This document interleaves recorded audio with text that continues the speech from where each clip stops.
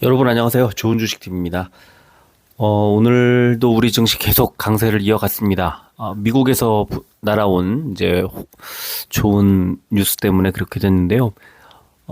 생산자 물가지수 PPI라고 부르는 생산자 물가지수가 뭐 원래도 중요합니다. 왜냐하면 소비자 물가지수를 선행하는 지표. 이게 좀 말 자체는 되게 어렵잖아요. 소비자 물가지수를 선행한다. 소비자 물가지수라는 거는 뭐 아시잖아요. 우리가 흔히 사고 먹고 쓰고 하는 그 들어가는 비용, 뭐 주택 이런 거 다 포함해서 기름, 뭐 식음료, 여러 가지 우리가 이제 쓰는 그런 지표를 아주 상세하게 나눠서 그 지표들의 가격의 변동을 체크를 하는데, 예를 들어서 어떤 물건을 만들 때 그 원료를 사와야 되지 않습니까? 그 원료를 사다가 이제 물건을 만들어서 파는 건데, 그 원료를 그러니까 생산자가 원료를 사오는 가격이 생산자 물가 지수예요. 그러니까 그 생산자 물가 지수가 높아지면 그 원료를 가지고 만들어낸 제품도 비싸질 거니까 소비자 물가 지수가 비싸질 거다. 이렇게 본다는 거예요. 그게 선행한다는 뜻이거든요. 그런데 생산자 물가 지수가 시장의 예상치보다도 훨씬 떨어졌어요. 근데 지금 왜 중요하냐? 이제 바로 다음 5월에 있을 이제 FOMC 지금 며칠 안 남았거든요. 14일이니까 오늘이 1주, 2주일 하고 이제 한 며칠 안 남았습니다. 그러면은 5월에는 지금 미국의 지금 그 기준 금리를 0.25%포인트 정도를 올리는 게 지금 거의 사실로 받아들여지고 있고, 여전히 연준 위원들과 파월 의장과 이런 사람들이 뭐 전혀 다른 얘기를 하지 않고 있기 때문에 그냥 올리는구나 하고 생각하면 돼요. 이거는 시장이 이미 인정하고 있는 거죠. 갑자기 여기서 뭐 0.5%포인트 올리지 않을까, 뭐 안 올리지 않을까 이런 게 아니라 0.25%포인트 올리는 것으로 가고 있어요. 이거는 시장에는 좋은 거예요. 금리를 올리는데 왜 좋냐라고 이제 하시는 분이 계실 텐데, 시장은 금리를 올리는 걸 두려워하는 게 아니라 내가 잘 모르는 일이 벌어질까봐 두려워해요. 언제나 그래요. 그래서 지금은 0.25%포인트 정도 올리는 거를 그냥 알고 있고, 뭐 시장은 그냥 별 반응 없을 거라고 생각합니다. 오히려 5월 2일, 3일, 우리 시각으로는 5월 4일이죠. 5월 4일 새벽 3시에 이제 파월 의장이 발표를 하고 나면, 미국 증시도 우리 증시도 이제 좀 잘 갈 가능성이 높다고 봐요. 그런데 변수가 생겼죠. 이제 경기 침체에 대한 우려가 생기기 시작했습니다. 아주 커졌어요. 경기 침체라는 것은 우리 증시는 주식시장에 상장돼 있는 기업에서 발행한 이제 증권을 사고 파는 행위인데, 얘네들이 돈을 잘 벌고 또 가치가 높아질 걸로 예상을 해야 우리가 살 거 아닙니까? 뭐 아무거나 다 사주는 게 아니잖아요. 돈을 못 벌고, 그 업황 자체가 좋지 않고 이러면은 사는 사람이 별로 안 살 거 아닙니까? 인기가 없을 거 아니에요. 그럼 가격이 떨어지겠죠. 가격이 떨어져도 더 안 사면 더 떨어질 거고, 어느 정도 떨어지고 나서 이 정도 너무 싼데 하고 사기 시작하면 오르는 거고, 이제 그런 겁니다. 그런데 이제 기업들의 실적이 아주 나빠질 걸로 예상을 하면 그게 경기 침체인데, 미국에서 이제 경기 침체에 대한 경고 우려들이 막 나오기 시작했다는 거예요. 자, 이 경기 침체도 리세션이라고 부르는 그 경기 침체의 공포라는 게, 미국이든 우리든 기업들이 지금 삼성전자 마이너스 95% 영업이익 발표하고 뭐 난리가 아니지 않습니까? 근데 지금 왜 증시는 이렇게 안 두려워하지? 왜 안 무서워하지? 왜냐하면요, 이거보다 더 나빠질 이유가 없으니까. 삼성전자가 아무리 돈을 못 벌어도 지금 전년 동기 대비 95%가 하락해 있는, 고작 5% 벌은 이 상황보다 더 나빠질까? 그래서 삼성전자 이 쇼크죠, 완전. 이런 쇼크를 발표했는데도 불구하고 발표한 당일부터 주가가 올라가고 뭐 그랬던 건데, 경기 침체 우려는 좀 우리가 두려워할 만합니다. 기업들이 우리가 지금 주식을 사고 파는 그 상대방, 당사자가 돈을 못 번대요. 그러면 주가가 빠질 가능성이 매우 높아지는 그런 상황이 우리 앞에 놓여 있다면 당연히 주식을 안 사죠. 왜 삽니까? 그 돈을 못 번다는데. 그래서 이제 경기 침체라는 게 리세션이라는 게 그래서 불안하다는 건데 다행스럽게도 일단 물가가 잡히고 그다음에 물가는 이제 그러니까 금리 그 물가 소비자 물가 지수가 잡히고 생산자 물가 지수까지 생각보다 낮게 나오면 이제 기준 금리를 안 올리겠구나. 5월 다음번에 있을 FOMC 회의에서는 이제 안 올리겠구나. 시장이 그렇게 판단하면 그러면 이번이 마지막이겠는데? 그러면 다음번에는 그 다음번에 동결하다가 어느 순간에 이제 경기 침체가 이 정도 너무 침체돼서 이제 경기를 좀 회복시킬 만한 정책을 내놔야 되겠는데 이제 시중에 돈이 좀 흘러가게끔 금리를 떨궈서 낮춰서 시중에 있는 이제 우리 투자자들이 은행에 잠들어 있는 돈을 꺼내서 여기저기 투자를 하게끔 유도해야 되겠구나라고 만약에 미국과 또는 뭐 우리와 뭐 중국과 이런 세계 각국 정부들이 금리 인하 정책을 쓰기 시작한다라는 시장의 어떤 기대가 생긴다면 이것도 금리를 인하할 때부터 주가가 오르는 게 아니라 그런 기대가 나올 때부터 오르는 거거든요. 왜냐? 우리 확인했지 않습니까? 몇 년 전에 2020년 말에 2021년에는 금리를 올리는 방안을 논의할지도 몰라라고 2020년 뭐 11월 12월 달부터 이제 기사가 나오기 시작하니까 그 시장에서 불안해지니까 그때부터 주가가 꺾이기 시작을 하더니 21년 딱 들어서자마자부터 금리가 올라가면 좋지 않을 업종 뭐 바이오나 이런 종목들부터 고꾸라지기 시작을 하죠. 자, 그게 이제 여기까지 오게 된 건데 이제 생산자 물가 지수가 올라갔다고 하면 다음 달에 소비자 물가 지수는 생산자 물가 지수가 떨어졌다고 하면 다음 달 소비자 물가 지수는 생각보다 또 낮게 나올 수 있고 그렇다면 미국에서도 이제 더 이상 금리를 올릴 필요가 없겠다. 금리를 이 정도 올렸더니 이제 물가가 인플레이션이 크게 떨어지는데 더 이상 올리지 말지 뭐 하고 최근에 한국은행 금통위가 동결을 했던 것처럼 같은 이유로 동결을 할 가능성이 높고 그렇다면 미국 증시가 환호할 거고 우리 증시도 이제 미국도 금리를 동결하는구나. 이제 더 이상 금리 차이가 더 벌어지지는 않겠구나. 라는 생각으로 환호하게 될 거고 이렇습니다. 그래서 아마 굉장히 중요한 지금 순간을 지나가고 있는데 아직은 미국에서 금리를 이제 금리 인하를 할 거라고 생각하고 섣부르게 투자하지 말아라라는 경고 메시지는 나오고 있는데 그건 올해라는 이제 한정이 져 있어요. 그러니까 올해 안에 금리를 인하할 거라고 생각하고 투자하지 말아라. 올해 만약에 금리를 뭐 안 올리더라도 그러니까 안 내리더라도 이제 더 이상 금리를 올리지 않을 거라는 확신이 시장에 생기면 모든 건 선반영합니다. 대략 뭐 한 6개월 정도 선반영한다고 치면 지금 4월 만약에 올해 말쯤에 이제 2024년에는 금리를 인하할 거라는 금리 인하 방안을 논의할 거라는 소식이 들리기만 해도 굉장히 크게 주가가 갈 텐데 그 전에 이제 우리 시각으로는 대략 아마 한 7월이나 8월 무렵, 7, 8월 무렵에 벌써 주가가 이제 올라가기 시작할 거고 그러면은 지금 4월 말 5월 초 FOMC 지나가고 5월 이렇게 되면 이제 한두 달밖에 남지 않은 거예요. 이 어떤 횡보 내지는 박스권 내지는 이런 것들이 이제 한두 달밖에 남지 않았다. 그래서 지금 그러니까 그 기준금리가 더 이상 올라가지 않게 되면 수혜를 입을 종목들, 바이오, 뭐 최근에 올라가고 있는 뭐 게임, 또 뭐가 있을까요? 조선해양,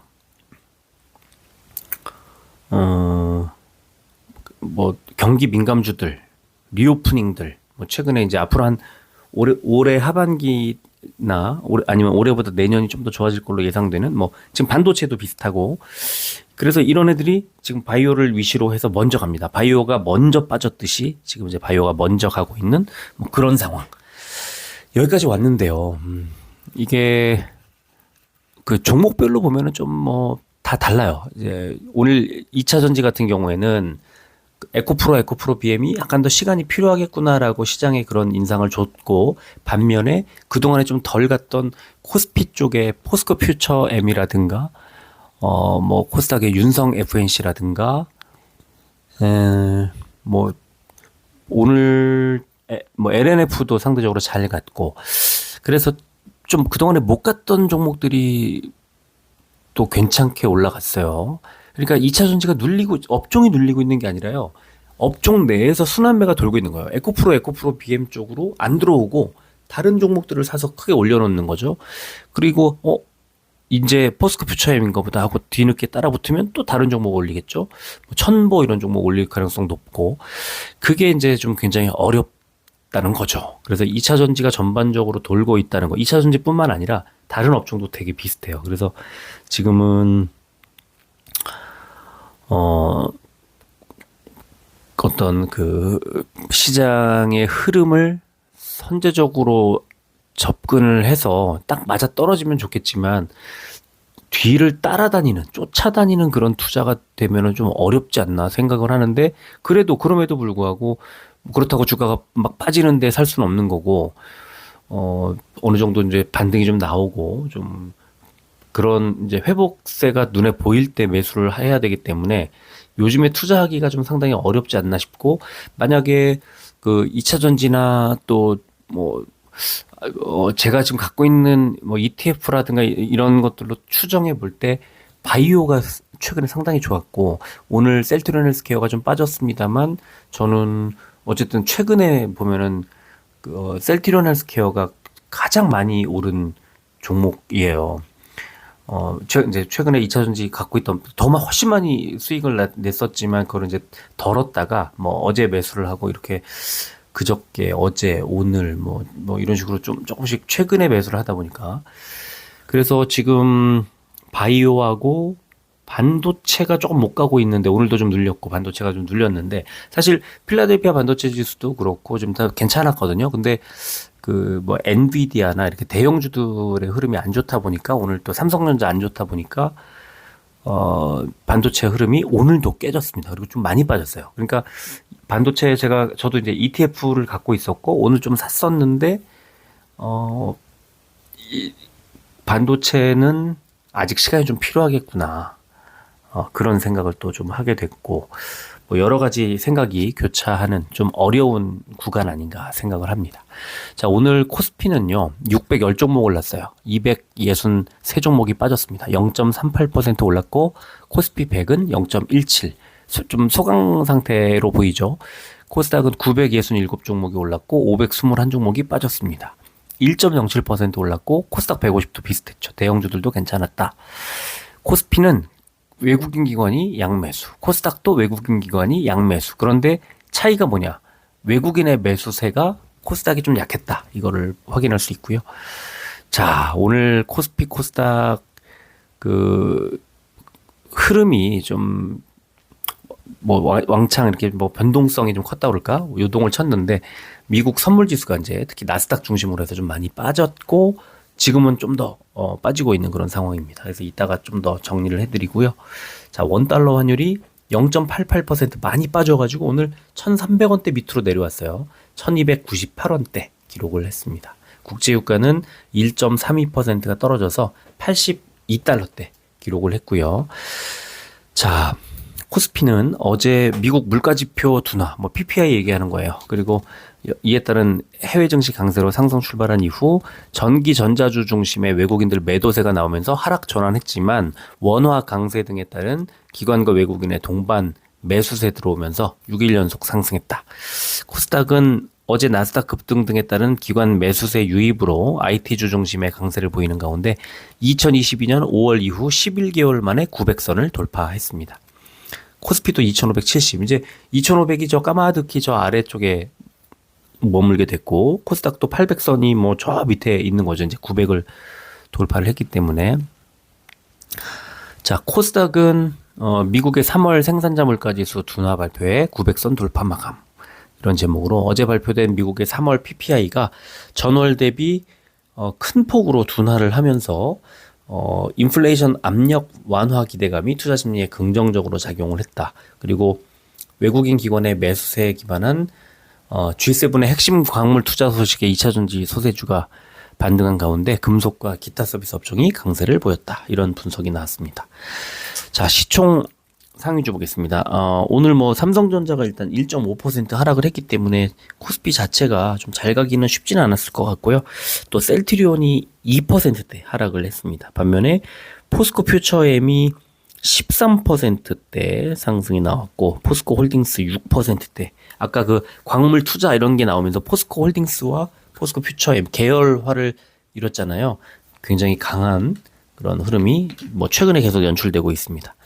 코스닥은 에코프로 BM이 3%대 상승한 게 눈에 띄네요. 그리고 에코프로도 뭐 0.6%대 더 빠지지 않은 것만 해도 다행이지 않나 생각이 들고 LNF하고 JYP엔터가 5%대, SM이 3%대 올랐고 반면에 케어젠이 마이너스 6%대 하락이 나왔습니다.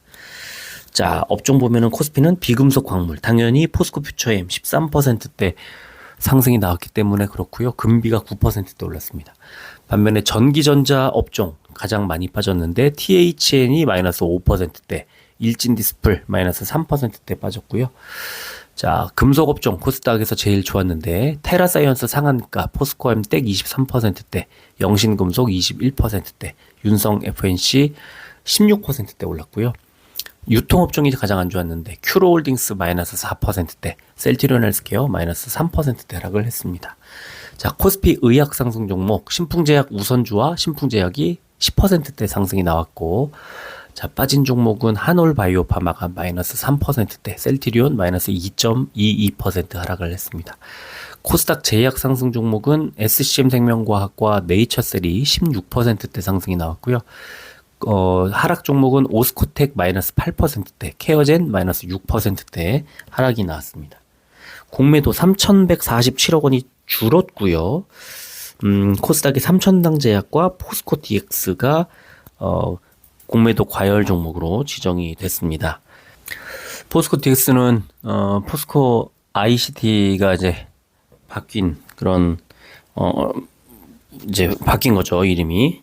자, 그리고 공매도 거래 대금 상위 종목 보면은 코스피는 포스코홀딩스, 포스코 퓨처엠, 삼성전자, LG에너지솔루션, 포스코 인터내셔널 순으로 많았고, 코스닥은 에코프로 BM, LNF, 주성엔지니어링, 에코프로, 셀트리온 헬스케어 순이었습니다.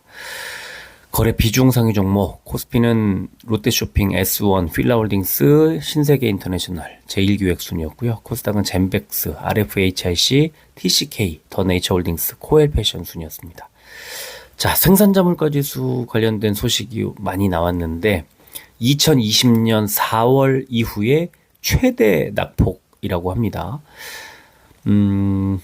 근원 PPI도 조금 0.1% 상승에 그쳐서 다음 달 소비자 물가지수와 근원 소비자 물가지수가 시장의 예상치보다 좋게 나오지 않을까 기대하게 되고, 자, 여기에 또 미국의 인텔 그리고 세계 최대의 모바일 반도체 설계 자산 기업인 영국의 ARM이 반도체 위탁 생산과 파운드리 분야에서 동맹을 선언했다. 그래서 삼성전자에 좀 위협이 될 것이다. 이런 이제 어떤 기사가 나왔어요. 그래서 오늘 삼성전자가 좀 빠지기는 했는데요. 반도체도 지금 어느 정도 하락을 하고 나면 반드시 반등을 할 거라서 글쎄요. 지금 정도면은 딱 어떤 종목을 살까, 어떤 업종을 살까 하고 생각했을 때 제일 먼저 머릿속에 반도체를 사고 싶은 그런 욕심이 생기는 자리 아닌가. 뭐 저는 그렇게 생각을 하고요. 어떤 종목이든지 간에 뭐 쌀 때 잡아야 되는 건 맞기 때문에 지금 반도체 쪽에 관심이 계속 가는 것 어쩔 수 없는 것 같아요. 자, 삼성전자 수급을 볼게요. 오늘 외국인이 좀 많이 팔았습니다. 10만 9천 주 정도를 팔았는데 개인이 6일 만에 매수가 들어왔고 기관도 매수가 들어왔는데 주가는 1,000원 빠졌습니다. 에코프로 BM은 개인 외국인 기관이 다 샀죠. 이런 경우가 많이 있습니다. 기타법인하고 투신이 많이 팔았습니다. 9,000원이 올랐고요. 에코프로는 외국인 기관의 양매수, 개인만 매도. 그래서 주가는 4,000원이 올라왔고 금투 4일 연속, 연기금 이틀 연속 매수가 들어왔습니다. 셀트리온은 개인만 매수. 개인이 지금 며칠 만에 매수한 겁니까? 11일 만에 개인이 매수가 들어오면서 주가가 4,000원 빠졌습니다. 연기금 계속 사고 있고 금투도 계속 사다가 오늘 조금 팔았습니다. 셀트리온 헬스케어 외국인이 혼자 매수, 개인과 기관이 매도를 했는데 주가는 2,900원이 빠졌고 어디까지 빠질까? 어느 정도 저점 된 거 아닌가? 저점에 온 게 아닌가 하는 생각을 하게 돼요. 위메이드 외국인 기관 역시 매수가 들어왔고 주가가 1,700원이 올랐습니다. 포스코 퓨처엠 외국인만 샀는데 오늘 주가가 39,500원이 올랐죠. 13%대. 외국인이 살 때 이렇게 무섭게 매수를 해줍니다. 박셀바이오 오늘 코스피 200 중에서는 포스코 퓨처엠이 두 번째로 많이 올랐습니다. 제일 많이 오른 종목이 사마 알루미늄이었는데 아무래도 이제 시장에 미치는 영향 이런 걸로 봤을 때 포스코 퓨처엠을 다루는 게 맞다고 봐서 그렇게 했고요. 코스닥은 박셀바이오 상한가를 가서 코스닥 200 종목 중에서 제일 많이 올랐습니다. 자, 삼성전자 시간에 보면 0.15% 100원이 오른 65,200원. 에코프로 BM 0.54% 1,500원이 빠진 276,000원. 에코프로 1.96% 12,000원이 빠졌어요. 599,900원. 셀트리온 0.06% 100원이 오른 175,900원. 헬스케어 0.81% 600원이 오른 75,000원. 위메이드 0.37% 200원이 빠진 53,700원. 포스코 퓨처엠 0.29% 1,000원이 오른 343,350원. 박셀바이오는 보합으로 마무리했습니다. 자, 삼성전자는 역시 481선 가까이 다가가니까 이제 좀 약세를 보이는 그런 흐름처럼 느껴지죠. 5일선 하향 이탈했고 11선 부근에서 이제 더 안 빠지고 이제 바닥을 잡는 것 같이 보이는데요. 삼성전자 흐름은요. 11선 더 나아가서 최대 21선 정도까지 빠졌다가 다시 반등, 항상 반등 이렇게 될 거예요. 그래서 481선 부근에서 조금 밀렸다가 다시 재도전해서 두 번, 세 번 도전해서 다시 올라가는, 그래서 481선도 곧 뚫을 거다. 앞으로 반도체 업황이 그렇고 앞으로의 컨센서스가 그렇게 보여요. 그러니까 지금 약간의 그 하락 이런 것들에 너무 지나치게 예민하게 투자를 할 필요 없을 것 같이 보이고요. 그리고 에코프로 BM은 어제 바닥에서 11선 부근에서 바닥을 잡고 올린 뒤에 오늘은 역시 바닥을 잡고 쭉 올려서 3일선 일단 회복을 했고 5일선 부근까지 올렸다가 저항을 살짝 받았습니다. 역시 이렇게 되면 상승 추세가 이어질 거라고 보고요. 아마 시간에가 좀 빠졌습니다만 제가 볼 때는 많이 빠지면 11선 부근 그리고 아래 꼬리 달고 길게 올라왔기 때문에 저는 오전에 좀 안 좋게 출발을 한다 혹시 하더라도 월요일 날 하더라도 크게 빠지지는 않을 것 같은 생각이 들고요. 에코프로는 음봉을 만들었습니다. 그리고 11선의 지지 오늘도 받았고요. 불안한 거예요. 이제 지난번처럼 이렇게 크게 빠지면 어떡하지 하는 그런 불안감이 생기는 거죠. 그러다 보니까 주가가 더 가지도 못하고 계속 이제 눌리는, 그게 고점에서 이제 누르는 힘이 되는 거죠. 그래서 여기서 마찬가지입니다. 월요일날 좀 빠지더라도 11선 부근 또는 11선보다 약간 더 하락한 자리가 아닐까 싶고, 만약에 여기서 11선을 강하게 돌파한다 그러면 이거는 매도 이렇게 가야 될 것 같아요. 셀트리온 어제 십자형 패턴 나오더니 일봉이 나오더니 오늘 좀 하락을 했고 내일은 아마도 5일선 부근 17만원대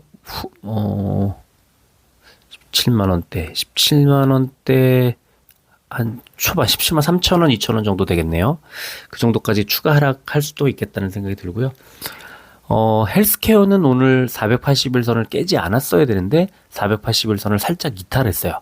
그래서 내일 아까 이제 시간에도 좀 오르고 해서 내일 만약에 반등을 해서 이 481선을 회복한다면 다시 한번 상승할 가능성, 셀트리온하고 셀트리온 헬스케어 같은 지금 이 정도의 모멘텀을 갖고 있는 종목이 또 있을까 싶을 정도로 너무 큼직큼직한 모멘텀을 갖고 있다. 걱정하지 말고 목표가 최소 9만 원 정도 잡고 가면 된다 생각을 합니다.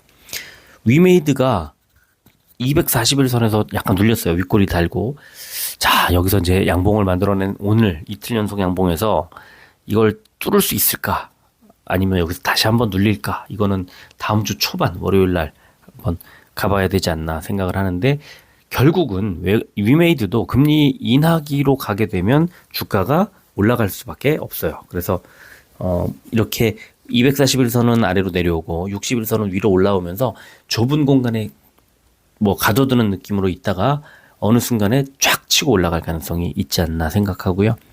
포스코 퓨처엠은 뭐 볼 필요도 없어요. 너무 잘 가고 있어서 작년 여름에 10만 원 정도였는데 34만 7천 원이니까 지금 거의 한 8개월 정도, 10개월 정도 만에 3.5배가 올라왔다 이렇게 생각하시면 되고, 이격도가 좀 벌어졌죠. 그러면은 추세가 살아 있으니까 약간의 상승이 나온 뒤에 조금 조정이 있을 수도 있습니다.